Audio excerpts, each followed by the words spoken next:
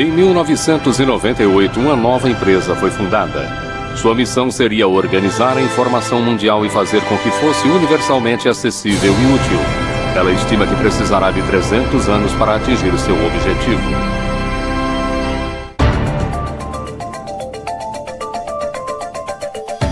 O jeito Google de trabalhar.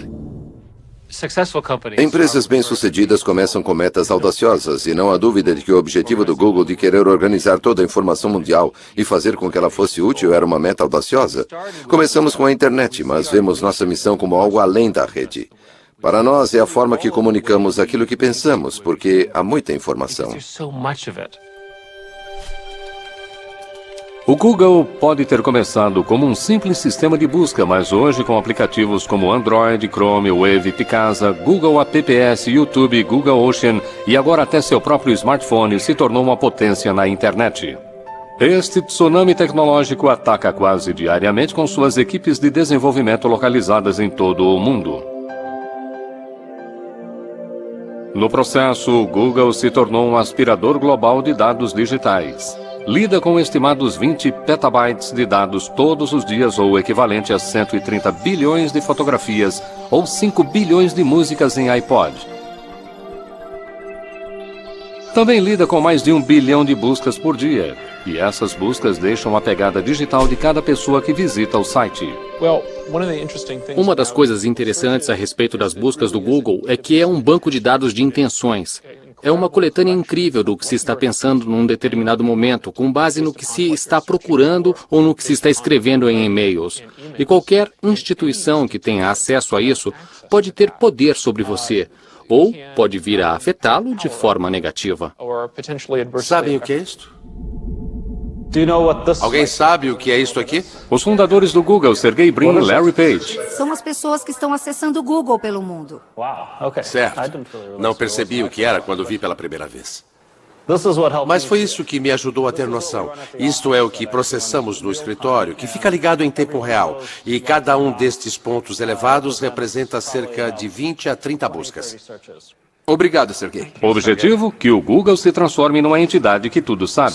Esta palestra deve ser sobre o futuro. Por isso pensei em tocar um pouco nesse assunto. E para fazer uma busca perfeita é necessário ser esperto. Na verdade, o sistema de busca perfeito seria a inteligência artificial. E estamos trabalhando nisso. É um tanto irônico que eles usem uma imagem de Hall, o computador do mal do filme 2001, Uma Odisseia no Espaço, ao promoverem uma mensagem tão benevolente. Em parte, queremos fazer do mundo um lugar melhor. If I ruled the world, every day would be the first day of spring. Em pouco mais de 10 anos, o Google se tornou um dos maiores participantes e dos mais incomuns do Vale do Silício. Nesse período, a empresa cultivou a imagem de uma presença ampla e benigna, mas essa percepção pública está mudando. Quando o Google começou a digitalizar milhões de livros, autores e editoras não responderam com vivas, mas com processos alegando violação de direito autoral. Logo depois do lançamento do Google News, a empresa passou a ser demonizada pela mídia impressa, que a acusou de destruir seu negócio publicitário e ser responsável pela queda das receitas advindas de circulação. O site do YouTube do Google, para os segmentos de música e televisão, é visto como um concorrente ameaçador atacando seus métodos tradicionais de gerar receita. E quando o Google começou a fotografar as ruas, escandalizou os protetores da privacidade. Independente do segmento para o qual o Google resolva se expandir, parece estar sempre acompanhado por confusão e revolta. E sempre há controvérsia. O Google volta ao lema corporativo que nasceu da aversão de um de seus primeiros funcionários à postura corporativa. Tendo vindo da Intel, lá no fundo eu tinha aquela ideia de não quero trabalhar em uma grande empresa. Eu estava interessado em algo que pudesse ser um pouco mais provocante, um pouco mais interessante e que talvez deixasse as pessoas um pouco desconfortáveis. Então, só de estar ali na reunião, eu estava tentando pensar em algo interessante. E aí apareceu na minha cabeça, não faça o mal. Quando entrei, pensei que era uma piada, que era apenas uma forma de fazer marketing dentro da empresa. E um dia eu estava sentado na sala, nunca vou esquecer, Estávamos conversando sobre publicidade e um dos engenheiros, chamado Ron, bateu na mesa e disse: "Isso é fazer o mal." De repente, a conversa parou.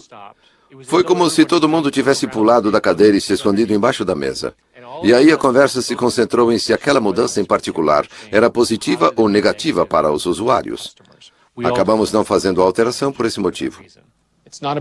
Não é um lema ruim, mas está mal colocado porque está ficando cada vez mais difícil dizer que alguém não faz o mal. Se pensarmos no escopo das diferentes atividades em que os provedores de serviço estão envolvidos, não é mais só busca. Palo Alto, Califórnia. O sistema de busca Google nasceu no berço de inovação tecnológica que era o Departamento de Ciência da Computação da Universidade de Stanford. Larry Page e Sergey Brin se conheceram como estudantes de doutorado em 1995. Eles tinham muito em comum. Os pais dos dois eram professores universitários e as mães dos dois eram cientistas. Nasceram em 1963 e ambos cresceram com computadores e adoravam tudo que se relacionasse com eles. Nosso programa de doutorado é muito seletivo, mas não pensei quando os vi pela primeira vez. Uau! É a pessoa mais inteligente que já conheci. Héctor Garcia Molina foi um dos orientadores de Sergey Brin, trabalhando com ele em alguns problemas de mineração de dados. O que me chamou a atenção no Sergey foi a sua idade. Ele entrou aqui como doutorando aos 19 anos. Essa era a primeira coisa que chamava a atenção ao vê-lo. Era um rapaz muito jovem que sabia muito e era muito inteligente. Sergey Brin nasceu na Rússia, foi um prodígio da matemática que amava nadar e fazer ginástica. Larry Page foi um inventor buscando mudar o mundo. Em algum momento, não sei exatamente quando, eles se conectaram e começaram a trabalhar juntos no sistema de busca. Eles criaram seu sistema de busca inicial usando computadores prontos e tiveram que implorar para que a universidade emprestasse alguns computadores. Depois de estourarem o limite do cartão de crédito, conseguiram algumas soluções engenhosas para suas finanças limitadas. Larry, então, descobriu que ficaria mais barato se comprassem os discos individuais sem os cases. E montaram suas próprias máquinas, conseguindo mais capacidade de armazenamento pela mesma quantia. Com uma estrutura feita de blocos de construção de brinquedo e o molho secreto de algoritmos que chamavam de Backrub, eles montaram um novo sistema de busca revolucionário. Era imediatamente perceptível que a ordenação das páginas era significativamente melhor do que aquela fornecida pelo Alta Vista. Em meados de 1990, o Alta Vista, assim como a maioria dos outros sistemas de busca, olhava apenas o texto, classificando os resultados com base em quantas vezes uma palavra-chave aparecia. O sistema de busca de Larry e Sergey era muito mais sofisticado, com um algoritmo matemático que olhava o número de links de e para os sites da internet. Quanto mais links, maior é a classificação. A primeira busca que digitei no Google foi a taxa de câmbio canadense. E ele me deu exatamente a informação correta que eu poderia querer sobre aquela taxa de câmbio. E eu fiquei... Odeio usar o termo maravilhado, mas fiquei maravilhado por ter conseguido encontrar exatamente o que eu queria com tanta rapidez. Acho que perceberam que um projeto de pesquisa de universidade não lhes daria o escopo e a escala necessários para que o sistema funcionasse. Então disseram, vamos tirar uma licença, vamos sair, montar uma empresa, deixá-la funcionando e aí voltamos para terminar a pesquisa. Larry e Sergey preparavam-se para deixar Stanford para dar início à sua empresa de sistema de busca registrada como Google, grafia errada de um termo matemático para seguido de 100 zeros. Enquanto isso, continuaram participando do programa de ciência da computação. Me apresentaram um trabalho que já tinham feito no sistema de busca e, devido aos meus interesses, eu queria fazer parte daquilo. O Google ganhou seu primeiro funcionário, Craig Silverstein, um colega do doutorado. Éramos os três no começo e parece que durante uma eternidade fomos só nós. Nós nos importávamos muito com a adequação à cultura. E recusamos a contratação de algumas pessoas que, embora fossem tecnicamente muito qualificadas, não tinham a personalidade certa para trabalhar conosco. Os 3 doutorandos de Stanford abriram a sede da empresa naquele clichê do Vale do Silício, numa garagem. A empresa começou a se expandir. Entrei em janeiro de 1999, alguns meses depois de terem começado. Havia na época mais 4 pessoas na empresa, incluindo Larry e Sergey. E eles alugavam metade de uma casa de alguém que ainda morava lá, e que hoje é um dos vice-presidentes do Google. E todos os computadores estavam trabalhando em escritórios ou quartos. A garagem estava incluída, acredito que tínhamos uma impressora lá, e tínhamos uma mesa de ping-pong, mas a empresa não era toda na garagem. Trabalhamos na garagem, eu fazia questão disso. Talvez fosse um dia por mês ou um dia a cada 2 meses, mas eu fazia questão de que de vez em quando nós entrássemos naquela garagem e trabalhássemos um pouco ali. E eu queria poder dizer aos outros, num momento como este, que começamos numa garagem, para fins de registro. Começamos numa garagem, só que foi numa garagem que tinha aposentos e uma casa. Quando o Google ficou grande demais, mudou sua sede corporativa para um escritório normal no centro de Palo Alto. Estávamos em Palo Alto naquela época, que era a cidade dos restaurantes, e minha meta era irmos a um restaurante diferente todas as noites. Jantávamos e almoçávamos fora o tempo todo. A empresa estava se expandindo rapidamente e logo eles se mudaram de novo, mas com menos restaurantes perto do novo endereço, Larry e Sergey decidiram que seria mais eficiente e barato se tivessem uma cozinha própria e com seu próprio chefe. O escolhido tinha no currículo um período cozinhando para a banda Grateful Dead. Eles me ofereceram ações no começo e relutei bastante. Conversei com meu pai perguntando: pai, esses caras querem que eu dê dinheiro a eles por essas ações numa empresa que ainda não é pública. E ele respondeu: é um golpe, não acredite neles, não entregue nem um centavo. Ao contrário de outros sistemas de busca, a página inicial do Google era limpa e eficiente, sem aqueles banners e pop-ups irritantes. Larry Page e Sergey Brin viram seu sistema de busca Google ficar cada vez mais popular, mas o sistema ainda não estava se traduzindo em dinheiro de verdade, e eles não tinham plano de negócios para fazer a empresa dar lucro. Nossos fundadores decidiram que não aceitaríamos publicidade pelo tempo que fosse possível. Porém, acho que a ideia brilhante veio quando dissemos: olha, por que não mostramos anúncios que são baseados em texto e que não têm aquelas imagens em movimento ou distrações? Com base na busca, o Google forneceria anúncios simples para que as pessoas clicassem neles. Então, em outubro de 2000, o Google embarcou em um novo negócio: publicidade online. Quase imediatamente o dinheiro de publicidade começou a entrar e os investidores de capital pressionaram Larry e Sergey. Eles queriam um presidente experiente para administrar a empresa. Larry e Sergey escolheram um experiente veterano do mundo tecnológico, Eric Schmidt. Eric administrou com sucesso a desenvolvedora de software Novell e também havia trabalhado na Sun Microsystems.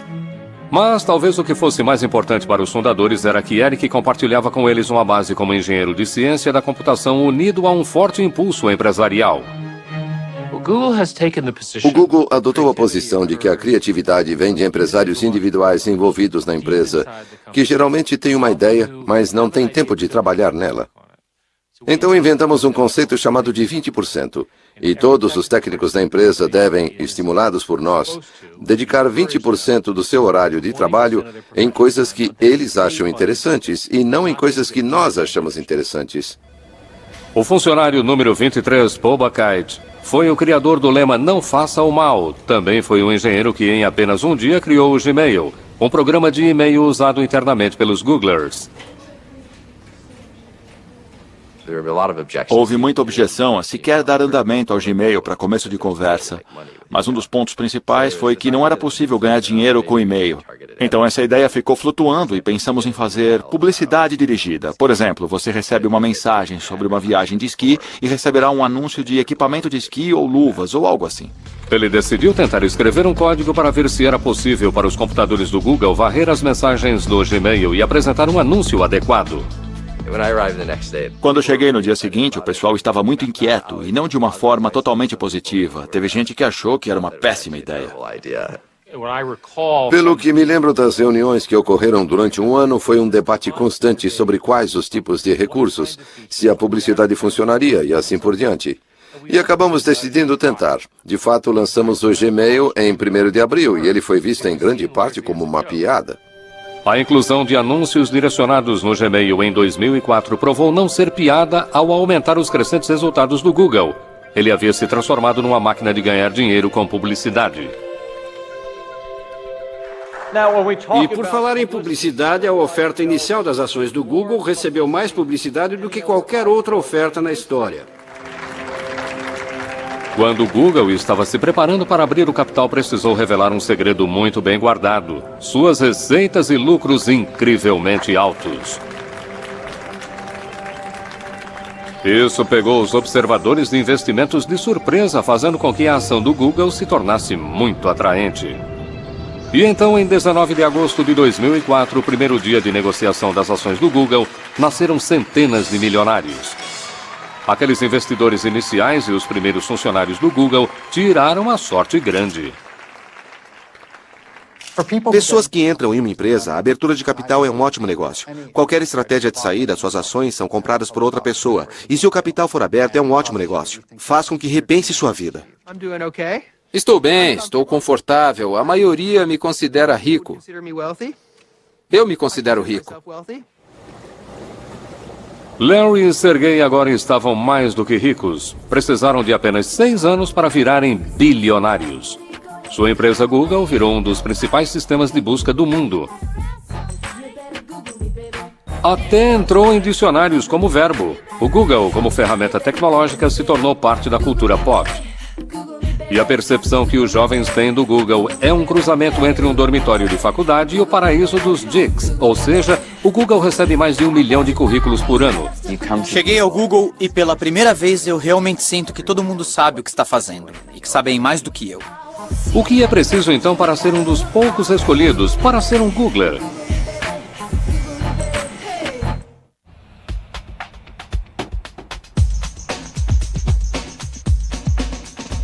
O Google PACS, como é conhecido pelos Googlers que o habitam, é montado de forma a fazer com que se sinta o melhor e mais brilhante. E que merece aquelas refeições incluídas, o serviço de massagista subsidiado, a lavanderia gratuita, assim como o barbeiro sobre rodas.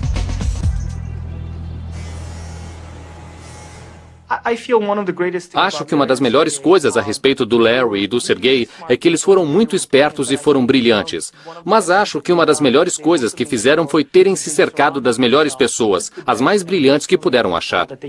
O Google recebe mais de 1 milhão de currículos por ano, mas para entrar para a turma dos 20 mil Googlers no mundo todo é necessário passar por uma série terrível de testes e entrevistas. Rajen Seth, outro graduado em ciência da computação em Stanford, trabalhou em outras empresas de alta tecnologia antes de se aproximar do Google. Acho que passei por algo entre 10 a 15 entrevistas na época. E finalmente minha última entrevista foi com Larry. Literalmente cheguei um dia e me sentei no escritório do Larry Page e fui entrevistado por ele. E foram muitas perguntas difíceis. Eu não sabia direito como tinha me saído, mas parece que ele gostou bastante de mim, a ponto de decidirem me fazer uma oferta. Entre os funcionários mais queridos no Google, logo depois dos engenheiros de ciência da computação, estão os novos contratados, chamados de APMs ou gerentes de produto associados. Uma grande parte do motivo pelo qual o Google contratou associados, como no meu caso, gerentes de produtos associados recém-saídos da escola naquele momento, foi para poder educar esses futuros gerentes de produtos como eu, da forma que o Google queria que eles fossem. A maioria é de jovens recém-formados com notas incrivelmente altas e recebem muita responsabilidade e autoridade no começo de sua carreira. Não estamos priorizando isso agora, mas não achamos que será possível substituir a página inicial desde o primeiro dia. Dentre a safra mais recente dos APMs está um canadense, Jeff Harris. A minha função aqui, que é de gerente de produto associado, é meio que projetada para pessoas que têm base técnica, mas não estão necessariamente codificando no dia a dia.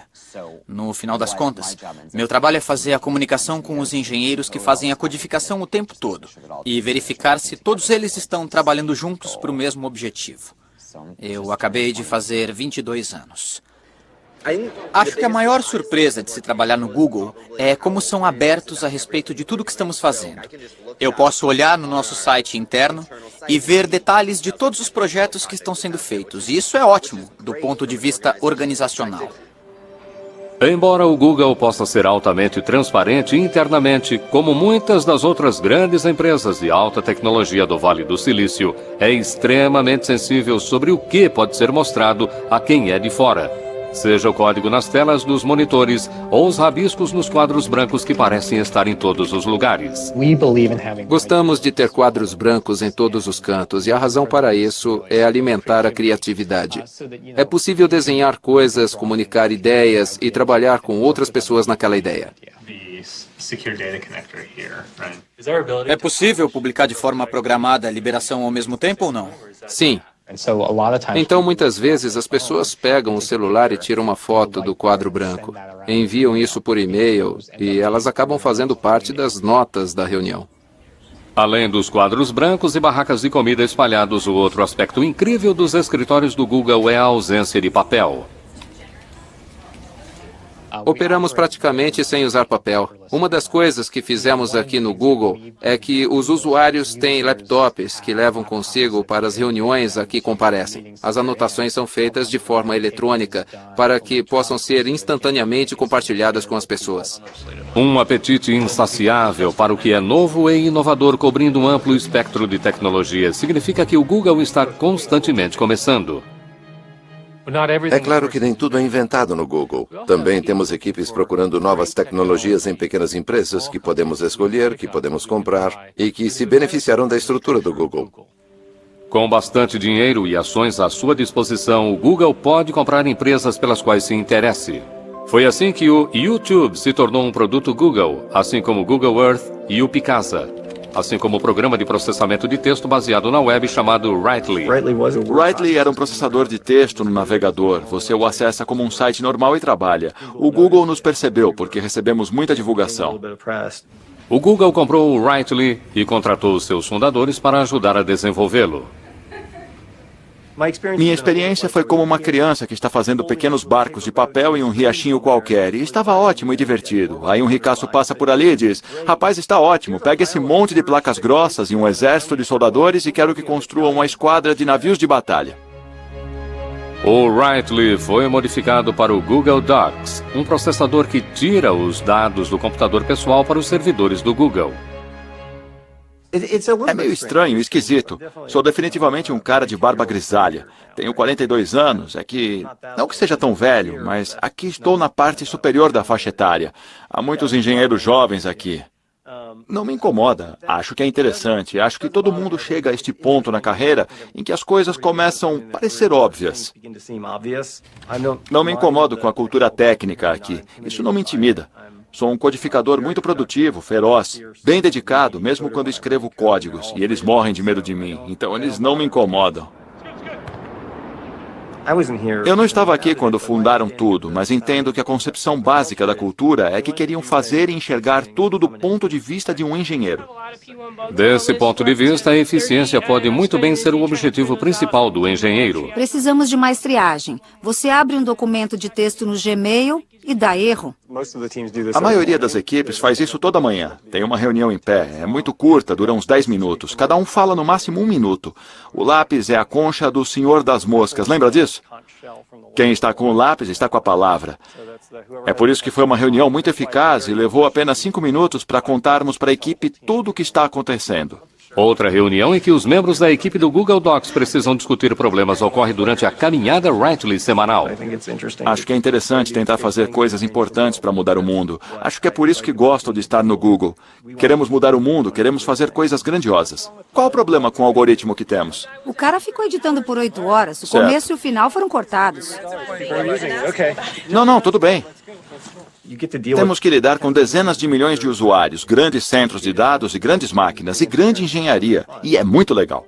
Para geeks de computador, a diversão começou mesmo em 1976, em uma garagem do Vale do Silício, quando 2 desistentes da faculdade começaram uma empresa chamada Apple e lançaram uma revolução, a revolução dos computadores pessoais. O poder do computador pessoal cobriu milhões de lares e escritórios em todo o mundo e mudou tudo. Mas agora, após mais de 1/4 de século se insinuando em nossas vidas, o computador perdeu quase todo o seu brilho mágico. O Google está de olho na criação de outra revolução ao eliminar a necessidade de computadores pessoais. Ele quer colocar o máximo de dados que for possível em seus próprios servidores. Uma das coisas que acho subestimada é que desde o começo, já em Stanford, eles eram ótimos em minimizar o custo de montar sistemas computacionais. E continuaram com essa capacidade de gerar imenso poder computacional a custos relativamente baixos. Desde seu começo, o Google definiu como prioridade produzir o mais barato possível todos os seus servidores em instalações de armazenamento para lidar com sua vasta busca e registro da internet. E conforme a internet cresceu, o mesmo ocorreu com a necessidade de capacidade computacional. O Google constrói grandes centros de dados. Usamos componentes de computadores pessoais e construímos muitos sistemas especializados agora para lidar com o tipo de escala que é necessária. A escala está no coração do Google. Não apenas o Google tem acesso a poder computacional quase infinito, mas o que talvez valha mais é o fato de ter acumulado uma coleção incrível de dados. Dados que podem ser usados para teste numa escala nunca antes vista pela maioria dos novos engenheiros computacionais. Meu colega e eu estávamos jogando algumas ideias e falávamos de algo que depois acabou sendo algo próximo ao Google, bookmarks. E fizemos alguns cálculos e falamos que seria, 4 petabytes de dados. Não é tanto assim. E aquela sentença, 4 petabytes de dados, não é tanto assim. É algo que, antes de eu ter ido para o Google, teria sido um choque ouvir essas palavras saindo da minha boca. Aqueles chocantes 4 petabytes são equivalentes a 4 milhões de gigabytes, números tão gigantes que é quase impossível para a compreensão de simples mortais. Conforme a memória aumenta de capacidade e reduz no preço, o Google está passando para algo chamado de computação em nuvem. A ideia toda por trás da computação em nuvem é ir adiante e colocar tudo em um servidor administrado por profissionais. O problema hoje é que todas as suas coisas estão em seu computador. Se ele cair, quebrar, se apagar, é um desastre. Por que não colocar então tudo que é importante em outro lugar, manter em segurança sob seu controle, que esteja disponível sempre que precisar em todos os dispositivos e onde quer que você esteja? A mudança para a nuvem está fazendo uma revolução na forma como nos comunicamos, como trabalhamos, como nos divertimos, na verdade, como vivemos. As pessoas imaginam o que aconteceria a informações que são minhas exclusivas, meus registros bancários, meu histórico de saúde, seja lá o que for, mas que eu não controlo. Estão sentadas lá em algum lugar. E preciso confiar que quem esteja cuidando delas não as use para algo indesejável.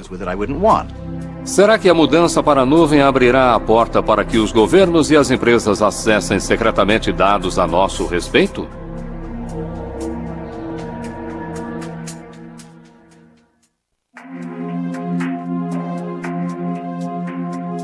Se os dados digitais de todos forem passados para as nuvens computacionais, onde é que essas nuvens ficarão?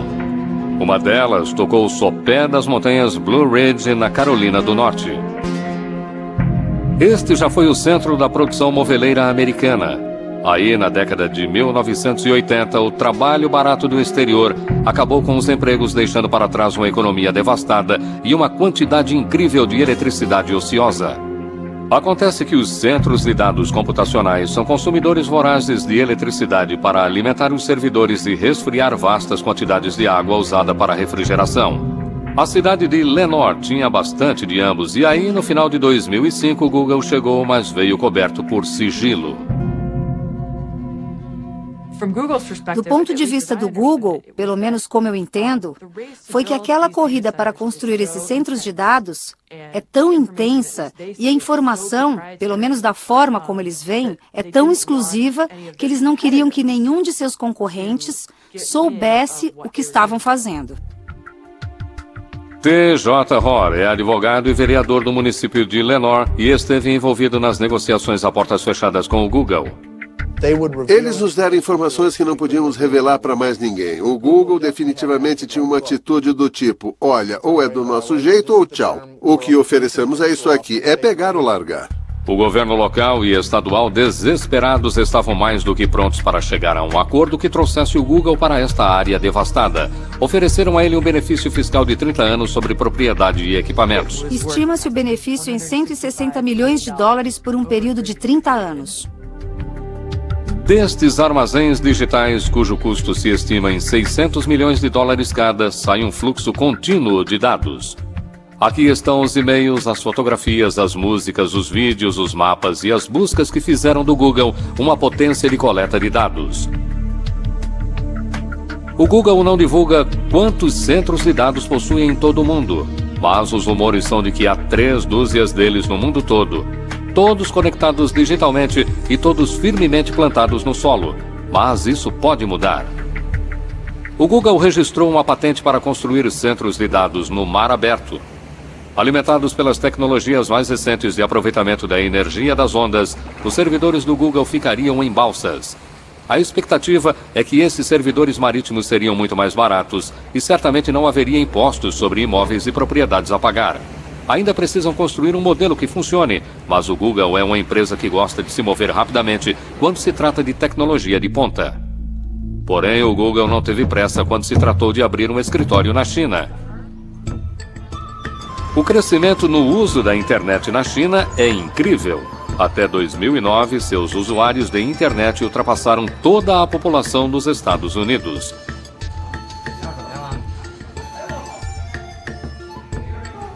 É um mercado em explosão, mas é complexo devido à censura governamental. Demoramos a entrar na China. O motivo era a nossa preocupação com algumas leis sobre conteúdo.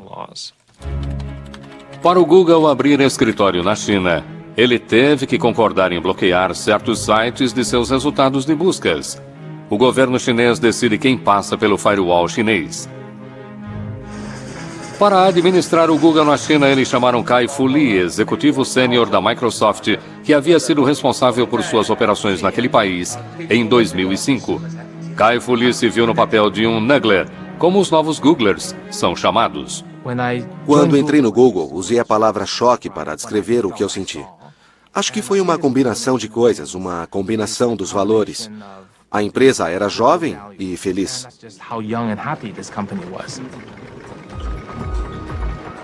Meu objetivo era fazer a cultura do escritório do Google China o mais próximo possível do escritório do Google em Mountain View.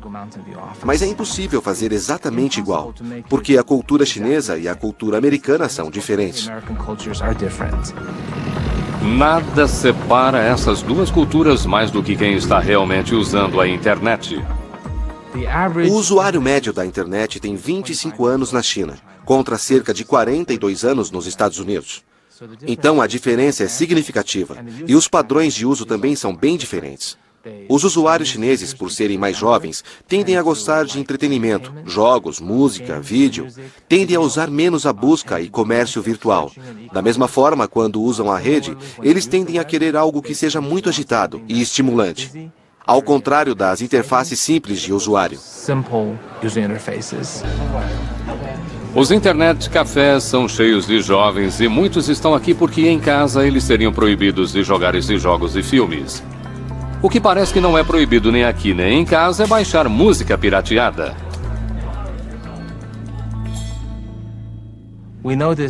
Percebemos que a maioria dos usuários chineses na internet baixam música pirateada ou sem licença por meio de outros sistemas de busca, e que isso se tornou um hábito.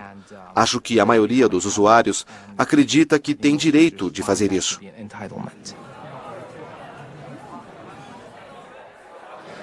Nossos esforços, então, para tentar implementar talvez um serviço pago, ou pago por download, ou até mesmo um serviço de assinatura, acabaram com uma conclusão muito clara. Nunca daria certo. Um engenheiro do Google e um gerente de produto usaram seus 20% para gerar o Google Music, um programa gratuito para baixar músicas que tem o apoio das principais gravadoras. Esperamos encontrar a fórmula que seja não somente bem-sucedida, popular, mas também lucrativa para as gravadoras, nossos sócios e para nós. Embora o governo chinês pareça tolerar a pirataria de música, parece ter menos paciência com o Google e recentemente o acusou de divulgar pornografia. O Google é registrado na China, por isso precisamos seguir as leis chinesas. Qualquer lei. Nossos funcionários são cidadãos chineses. Eles precisam seguir as leis chinesas onde quer que trabalhem. Seguir as leis chinesas significa que as buscas do Google digitadas na China para assuntos como Falun Gong, independência do Tibete ou protesto na Praça Tiananmen produzirão resultados bem diferentes daqueles que aparecem nas telas fora da China. E foi assim que operou por 4 anos, quando em janeiro de 2010, o Google anunciou que parou de censurar os resultados da busca devido a um grande ataque cibernético originado na China, cujo alvo foi a propriedade intelectual do Google e as contas de Gmail de ativistas chineses de direitos humanos. Embora a China insista que suas leis devem ser obedecidas, o Google avisou que se as conversas fracassarem com o governo chinês para operar um sistema de busca sem filtros, ela terá que fechar as operações naquele país. Porém, não houve conversa com o governo dos Estados Unidos quando, logo após o 11 de setembro de 2001, foi aprovada a legislação que lhe deu autoridade ampla de vigilância, permitindo acesso inédito às pegadas digitais das pessoas. E esses poderes são muito amplos agora. Vão desde o acesso a relatórios de crédito de indivíduos até acesso a seus dados de comunicações. Até chegar a ser capaz de enviar uma carta para qualquer detentor de dados e dizer: por favor, revele todas as informações que possuir sobre esta pessoa, sem dizer nada para elas.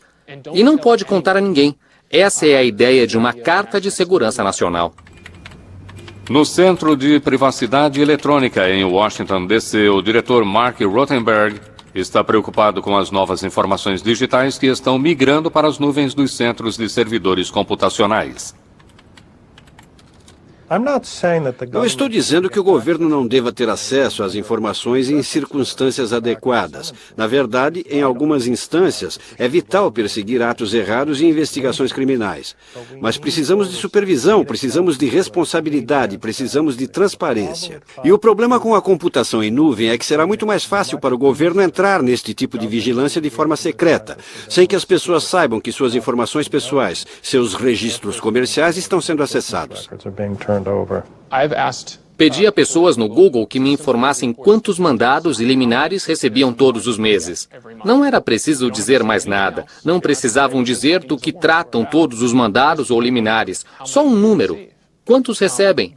Mas eles não gostaram dessa sugestão e rejeitaram logo de cara. Conforme a jamanta do Google continua digitalizando tudo que encontra pelo caminho, ela acumula novos partidários. A cidade de Washington, D.C., optou por se libertar do Microsoft Office e mudou para um conjunto de aplicativos Google.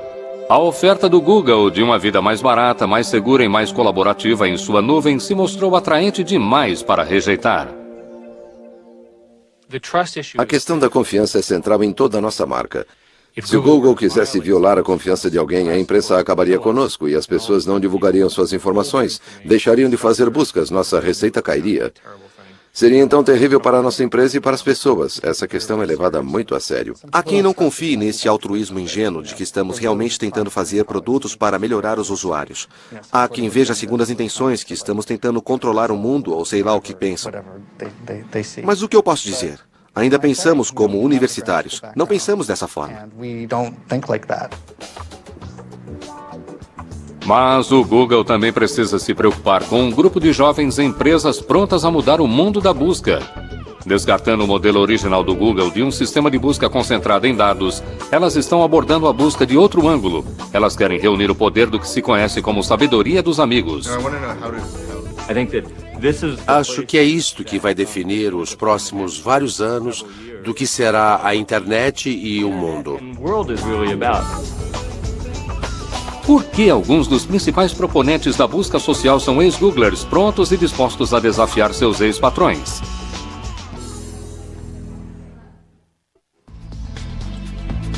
Com quase 20 mil funcionários em todo o mundo, o Google está começando a ver alguns de seus primeiros funcionários saindo para dar o que pensam ser o próximo grande passo. Em um bairro simples de São Francisco, uma jovem empresa da área de internet tem bastante DNA corporativo do Google. Vários de seus fundadores são ex-Googlers, mas sua empresa, Adfark, deseja ir além do Google e transformar a busca em si. Gostamos de chamar de busca social. O conceito é o de que está procurando pela pessoa certa no momento. E você não quer saber da vida dessa pessoa. Você só quer interagir com ela, porque ela sabe de algo que vai ajudá-la naquele momento. Às vezes não está escrito em um site, mas alguém pelo mundo sabe a resposta. E todos nós temos redes sociais. A Advac é basicamente um utilitário que lhe dá acesso a isso.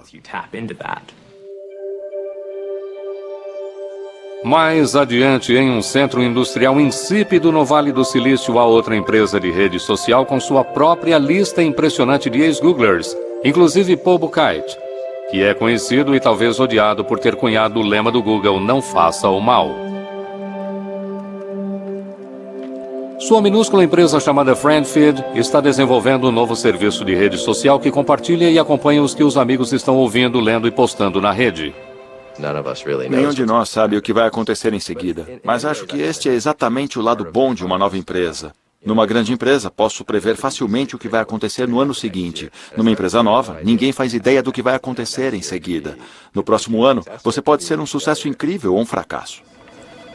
O Google estava acompanhando o FriendFeed para uma possível aquisição, mas antes de chegar ao seu segundo ano de vida, o FriendFeed foi engolido pelo fenômeno da rede social Facebook, por 50 milhões de dólares, segundo dizem.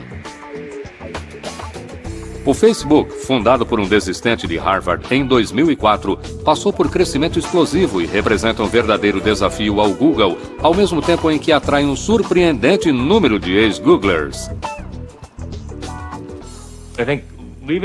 Acho que sair do Google e optar por vir para o Facebook só demonstra como estou compelido e convencido da importância da missão do Facebook. O Facebook e o Twitter são atualmente as redes sociais mais usadas e eles perceberam que essas recomendações, baseadas em amigos, é uma forma de busca muito distante dos algoritmos e cálculos frios do Google.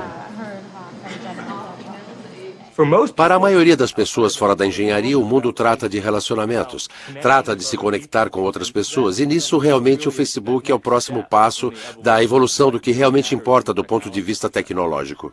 O Google, na verdade, entrou no mercado de rede social com algo chamado Orkut. Embora seja muito popular na Índia e na América do Sul, não conseguiu atrair números expressivos de seguidores entre os europeus e os norte-americanos. O Google realmente não entrou nos negócios de rede social e acho que isso se deve em parte à personalidade dos fundadores. Como eles são engenheiros, acho que papo furado com os amigos não é a prioridade. A prioridade é reunir informação do mundo científico. Acho que pensaram que aquilo não era interessante, importante, porque alguém perderia tempo com aquilo. Ficou claro quando o mundo mudou para o Facebook e Twitter. Eles disseram, também podemos fazer isso tecnicamente? Claro, podemos colocar coisas do Twitter no Gmail, coisas do Facebook no que temos, e temos o Orkut, mas acho que o coração da empresa não está ali. A empresa não trata disso, trata de informação, toda a informação do mundo. O Google realmente acredita que os dados criarão um incrível benefício para a sociedade. A empresa acredita firmemente que vai encontrar formas de usar dados para melhorar a nossa vida, facilitar a nossa vida, para que nossas decisões fiquem mais eficientes. Eles acreditam piamente nisso. Por exemplo, com as tendências de gripe, acreditam que monitorar as buscas individuais ao procurarem por coisas como tosse ou outros problemas médicos vão detectar a gripe e serão capazes de intervir de forma mais eficiente e menos pessoas morrerão. Quando o Google fez sua oferta inicial de ações, Larry e Sergey escreveram uma carta pessoal explicando que aspiravam para o futuro da empresa. O Google não é uma empresa convencional, escreveram, e nem pretendemos ser. A missão do Google de coletar toda a informação mundial e deixá-la acessível e útil, e fazer isso dentro de 300 anos, já fez com que a empresa fosse muito além das buscas em sites da internet. Seja fotografando as ruas ou digitalizando os livros do mundo, ou transformando nossos dispositivos móveis em portais da internet, ou criando o maior repositório de vídeo do mundo em sua própria nuvem, o Google continua sendo um fenômeno tecnológico. Mas seu futuro depende de algo um tanto não científico. Confiança. A confiança de que está mantendo nossos dados a salvo de hackers e governos curiosos. A confiança de que a empresa não está fazendo uso inadequado de nossas informações. E, por fim, a confiança de que o Google está se mantendo fiel ao seu lema, não faça o mal.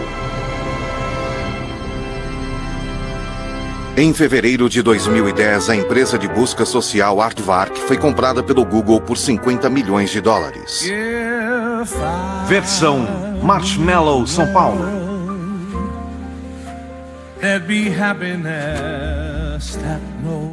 Próxima quarta em Tabu América Latina, drogas ancestrais. No Nat Geo.